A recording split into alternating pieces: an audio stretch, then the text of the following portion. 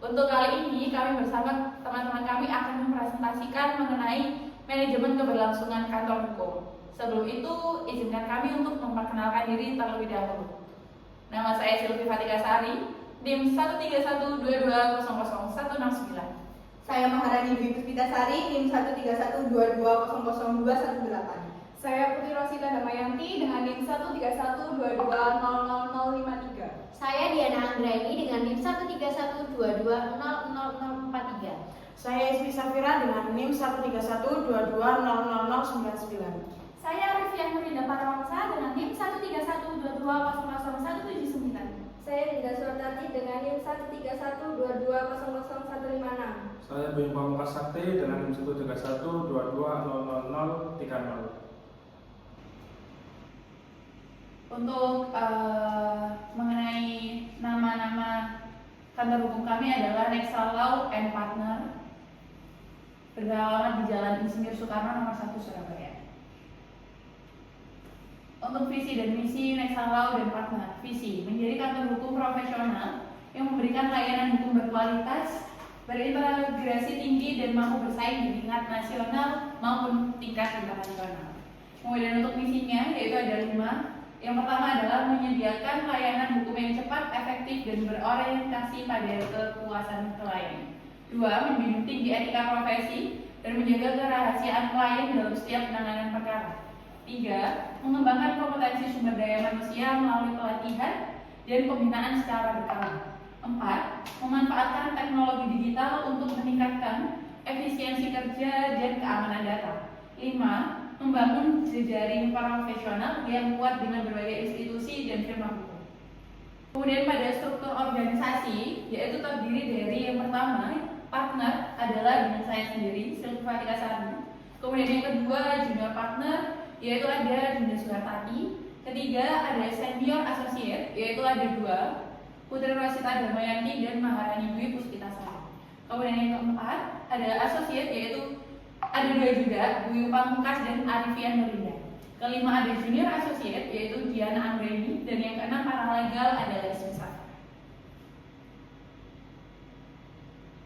Kemudian untuk area praktek adalah di Jalan Insinyur Soekarno nomor 1 nomor 1 Surabaya. Kantor hukum Nexal Law dan Partner memiliki beberapa bidang konsentrasi, yaitu yang pertama litigasi, yang kedua non litigasi, ketiga perdata umum, keempat pidana, kelima korporasi dan bisnis, keenam arbitrase dan alternatif penyelesaian sengketa. Kemudian pendahuluan keberlangsungan kantor hukum menjadi semakin penting di era modern karena firma hukum kini beroperasi dalam lingkungan yang sangat kompetitif dan terus berubah. Klien menuntut layanan hukum yang lebih cepat, efisien, transparan, dan berbasis teknologi sehingga kantor hukum perlu beradaptasi dengan digitalisasi melalui penggunaan sistem manajemen perkara, otomasi dokumen, serta keamanan data. Selain itu, kantor hukum sangat bergantung pada kualitas sumber daya manusia sehingga pengembangan kompetensi, pelatihan berkelanjutan, dan retensi talenta menjadi bagian penting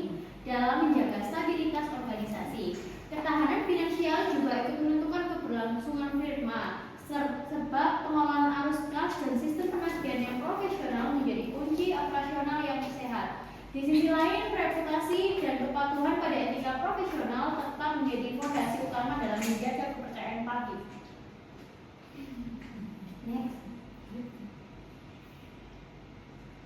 Kemudian ada konsep keberlangsungan kantor hukum. Keberlangsungan kantor hukum merujuk pada kemampuan sebuah kantor advokat tetap berjalan, tumbuh, dan mempertahankan keberadaannya dalam jangka panjang. Konsep ini menekankan pentingnya struktur manajemen yang kuat, perencanaan strategis, serta adaptasi terhadap dinamika hukum dan kebutuhan klien. Kantor hukum yang berkelanjutan tidak hanya bergantung pada reputasi individu advokat, tetapi pada sistem kerja yang profesional, tata kelola internal yang efektif, dan kualitas layanan hukum yang konsisten. Keberlangsungan juga mencakup kemampuan kantor hukum untuk mengolah sumber daya manusia, mengembangkan keahlian, memanfaatkan teknologi, serta membangun jaring profesional. Dalam konteks persaingan jasa hukum yang semakin ketat, keberlangsungan memerlukan integritas, inovasi, serta kepatuhan terhadap standar etika profesi agar kantor hukum mampu mempertahankan kepercayaan publik publik dan tetap relevan di tengah perubahan. Selanjutnya ada tata kelola organisasi kantor hukum. Tata kelola organisasi kantor hukum merupakan dasar penting bagi terciptanya layanan hukum yang profesional dan berintegritas. Struktur organisasi yang jelas mulai dari managing partner, asosiate, hingga staf pendukung memastikan pembagian tugas berlangsung efektif dan setiap peran dapat berkontribusi sesuai tanggung jawabnya. Dengan sistem operasional yang terstandar, proses seperti penerimaan klien, pemeriksaan konflik kepentingan, hingga penanganan perkara dapat berjalan lebih akurat dan dapat dipertanggungjawabkan. Penanganan perkara dilakukan oleh tim yang ditunjuk, dipimpin oleh pengacara senior atau partner yang bertugas menyusun strategi, melakukan riset hukum, dan mempersiapkan dokumen. Evaluasi berkala memastikan efektivitas kerja dan menjaga komunikasi yang baik dengan klien. Di sisi lain, tata kelola keuangan yang transparan melalui sistem honorarium, billing, serta perencanaan anggaran tahunan menjaga stabilitas firma dan minimalkan risiko penyimpangan. Kepatuhan terhadap hukum dan kode etik advokat menjadi fondasi integritas firma hukum. Prinsip kerahasiaan, independensi profesional, serta larangan konflik kepentingan menjadi pedoman penting dalam setiap aktivitas hukum. Pengelolaan sumber daya manusia juga berperan besar melalui proses rekrutmen yang selektif, pelatihan berkelanjutan, serta jenjang karir yang jelas untuk mendorong profesionalitas. Pemanfaatan teknologi turut meningkatkan efisiensi mulai dari manajemen perkara, digital hingga keamanan data. Selain itu, pengendalian mutu melalui revisi dokumen, audit internal, dan evaluasi kinerja memastikan kualitas pelayanan tetap konsisten. Dengan tata kelola yang baik, kantor hukum tidak hanya mampu memberikan layanan profesional, tapi juga membangun kepercayaan dan reputasi kuat di tengah persaingan industri. Selanjutnya, manajemen sumber daya manusia. Manajemen sumber daya manusia di kantor hukum berfokus pada pengelolaan tenaga profesional agar mampu memberikan layanan hukum yang efektif dan berkualitas. Prosesnya dimulai dari rekrutmen dan seleksi yang menekankan pada integritas, kompetensi hukum, dan kemampuan analisis. Setelah bergabung, setiap anggota tim dikembangkan melalui pelatihan berkala, mentoring dari senior partner, serta pembelajaran melalui penanganan kasus nyata. Pengelolaan kinerja dilakukan dengan evaluasi yang teratur untuk menilai kualitas kerja, ketepatan waktu, dan profesionalisme. Selain itu, penegakan disiplin dari kode etik menjadi bagian penting untuk menjaga standar pelayanan dan kerahasiaan klien. Untuk mempertahankan SDM yang kompeten, kantor hukum juga menerapkan strategi retensi seperti pemberian intensif, bonus, lingkungan kerja yang suportif, serta peluang jenjang karir yang jelas. Dengan manajemen SDM yang baik, kantor hukum dapat beroperasi secara efektif, profesional, dan berkelanjutan. Selanjutnya, manajemen klien. Manajemen klien di kantor hukum merupakan proses strategis untuk membangun dan mempertahankan hubungan profesional dan yang efektif dengan klien. Tahapannya dimulai dari identifikasi kebutuhan klien melalui komunikasi awal yang jelas dan terstruktur agar pengacara memahami permasalahan hukum secara akurat. Setelah itu, kantor hukum memberikan penjelasan mengenai ruang lingkup pekerjaan, strategi penanganan perkara, estimasi biaya, serta pembatasan layanan agar tidak terjadi miskomunikasi. Selama penanganan kasus, manajemen klien dilakukan melalui komunikasi rutin, pembaharuan perkembangan perkara, serta respon yang cepat dan profesional terhadap pertanyaan atau kekhawatiran klien. Kerahasiaan informasi klien juga dijaga secara ketat sesuai kode etik profesi. Selain itu, evaluasi layanan dilakukan untuk meningkatkan kualitas hubungan dan memastikan kepuasan klien. Dengan manajemen klien yang baik, kantor hukum dapat membangun kepercayaan dan meningkatkan reputasi serta menjaga keberlanjutan. Selanjutnya masuk dalam tantangan dan resiko. Dalam keberlangsungan kantor hukum sangat dipengaruhi oleh berbagai resiko yang berasal dari dalam kantor maupun luar kantor. Secara umum sebagai berikut. Yang pertama ada resiko internal. Resiko internal muncul dari dalam proses kerja maupun SDM di kantor hukum. Yang pertama ada manajemen keuangan yang tidak stabil, ketidakmampuan dalam penagihan honorarium yang tidak tertib, arus kas yang tidak stabil dapat mengancam keberlangsungan kantor. Yang kedua, ada kurangnya pengelolaan sumber daya manusia. Bila SDM tidak kompeten, kurang pelatihan dan pengembangan kemampuan, tidak ada pembagian tugas yang jelas. Yang ketiga, ada burnout dan tekanan kerja. Tuntutan pekerjaan yang padat apabila tidak dikelola, stres berkepanjangan mengakibatkan penurunan performa dan turunnya motivasi. Yang keempat, ada pelanggaran etika profesi. Pelanggaran kode etik advokat dapat berujung sanksi etik, pencabutan izin praktik hingga gugatan perdata terhadap kantor hukum. Selanjutnya ada kelemahan dalam sistem administrasi dan dokumentasi. Resiko muncul jika dokumen hilang atau salah arsip atau data tidak diperbarui atau sistem penyimpanan tidak aman dan beresiko. Yang terakhir ada konflik internal dalam manajemen. Perbedaan visi perselisihan antar partner dapat mengganggu pelayanan tergantung klien. Selanjutnya ada resiko eksternal. Resiko eksternal berasal dari faktor luar kantor yang sulit dikendalikan. Ada persaingan pasar jasa hukum. Dengan meningkatnya jumlah firma hukum, perlu strategi pemasaran dan pengelolaan internal yang stabil. Ada perubahan regulasi dan kebijakan pemerintah, perubahan sistem peradilan dan kebijakan administratif yang sering berubah.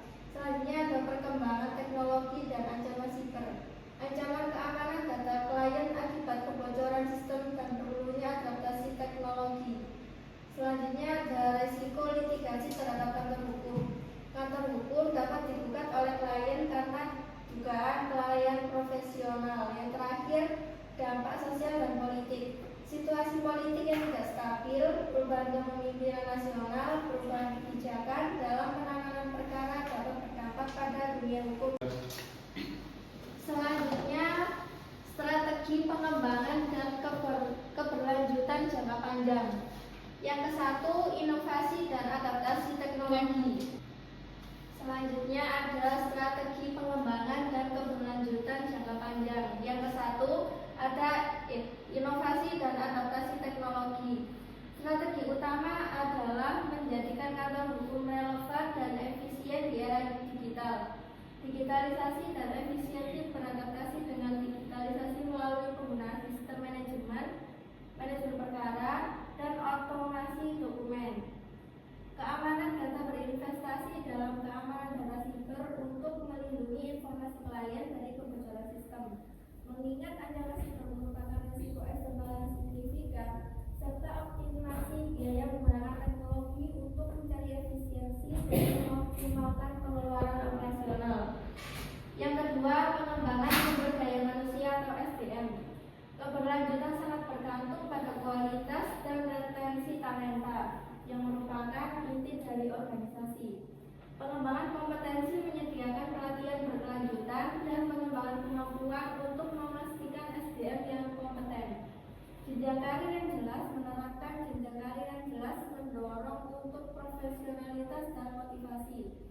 Pengelolaan tenaga kerja mengelola stres dan burnout akibat tuntutan pekerjaan yang padat untuk menghindari penurunan performa dan motivasi. Selanjutnya untuk poin yang ketiga yaitu penguatan tata kelola atau governance, yaitu membangun sistem yang profesional, stabil, dan berintegritas adalah kunci untuk menjaga reputasi dan operasional. Sistem operasional terstandar memastikan proses penerimaan klien, pemeriksaan konflik kepentingan, dan penanganan perkara berjalan akurat dan berstandar.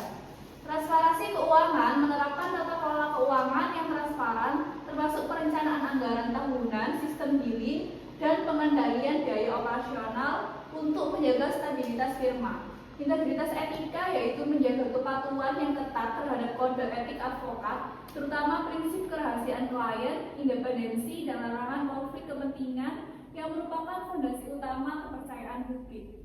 Kemudian untuk yang keempat yaitu mitigasi risiko jangka panjang, menciptakan ketahanan terhadap risiko internal dan eksternal, ketahanan finansial, memastikan pengelolaan arus kas dan penagihan honorarium yang tertib untuk menghindari ketidakstabilan keuangan. Pengendalian hukum melakukan review dokumen, audit internal, dan evaluasi kinerja secara berkala untuk memastikan kualitas layanan tetap konsisten dan mengurangi risiko kelalaian profesional. Strategi pemasaran, mengembangkan strategi pemasaran untuk menghadapi persaingan pasar jasa hukum yang meningkat.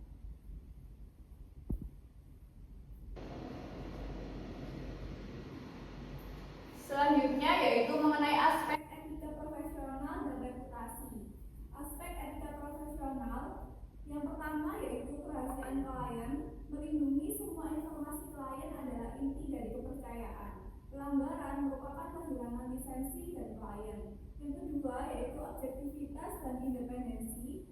Bebas dari konflik kepentingan, terutama saat mewakili pihak yang berbeda. Dan yang ketiga yaitu akuntabilitas dan ketekunan, yaitu menyelesaikan kasus dengan standar tertinggi dan mematuhi batas waktu. Untuk reputasi jaminan keberlangsungan, yaitu kepercayaan klien, memastikan klien utama korporasi berani mempercayakan kasus sensitif dan jangka panjang. Standar industri mempertahankan peringkat yang baik dalam direktori hukum, misalnya Chambers Legal. Yang ketiga yaitu stabilitas pendapatan. Reputasi baik mengurangi risiko tuntutan etika dan mempertahankan retainer fee yang tinggi. Selanjutnya, manajemen keuangan kantor hukum. Pengelolaan menyeluruh terhadap dana, aset, dan pengeluaran firma hukum untuk memastikan profitabilitas, efisiensi, dan pertumbuhan. Meliputi perencanaan anggaran, pemisahan dana klien, dan operasional, pencatatan transaksi, penyusunan laporan keuangan, terdiri dari laba rugi, arus kas, neraca, pengendalian biaya, kepatuhan pajak, hingga strategi investasi untuk pengembangan, dengan tujuan menciptakan firma yang produktif dan berkelanjutan.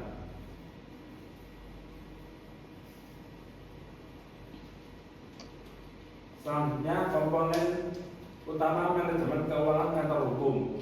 Perencanaan dan anggaran, menyusun anggaran, operasional dan pengembangan, memastikan dana tersedia untuk semua kebutuhan, pengelolaan arus kas, memantau pemasukan dan pengeluaran harian, mengelola tagihan dan memastikan likuiditas, pemisahan dana, membedakan rekening dana klien dari rekening operasional kantor, pencatatan dan pelaporan, mencatat semua transaksi, menyusun laporan keuangan dan memastikan kepatuhan akuntansi, pengendalian biaya, menganalisis biaya operasional, mencari efisiensi dan mengoptimalkan pengeluaran. Selanjutnya, kepatuhan pajak, memastikan semua kewajiban pajak dipenuhi dengan benar. Terakhir, pengambilan keputusan, memberikan data keuangan untuk mendukung keputusan strategis dan investasi. Mengenai kesimpulan manajemen kantor hukum, yakni keberlangsungan kantor hukum tentang Lex Law and Partner adalah kemampuan firma hukum untuk tetap berjalan, tumbuh dan mempertahankan keberadaannya dalam jangka panjang di tengah lingkungan yang kompetitif dan terus berubah. Prinsip ini didukung oleh berbagai pilar manajemen yang saling terkait dengan fokus pada integritas, kemudian inovasi, kemudian dan adaptasi secara keseluruhan. Manajemen ini keberlangsungan menuntut kantor hukum untuk memiliki perencanaan strategis dan adaptasi yang berkelanjutan. Kantor hukum harus mengintegrasikan pengelolaan SDM, teknologi, tata kelola, dan integritas etika agar mampu mempertahankan kepercayaan publik dan tetap relevan di tengah persaingan. Nah, kemudian di Nexa Law sendiri di Instagramnya ada nexa_law, sedangkan di websitenya ada www.333.nexalaw.com, kemudian di YouTube-nya ada diskusi hukum Nexa, dan kemudian di emailnya ada nex27@gmail.com. Sekian presentasi dari kelompok kami. Barangkali ada salah kata, salah perbuatan, mohon maaf yang sebesar-besarnya. Terima kasih. Wassalamualaikum.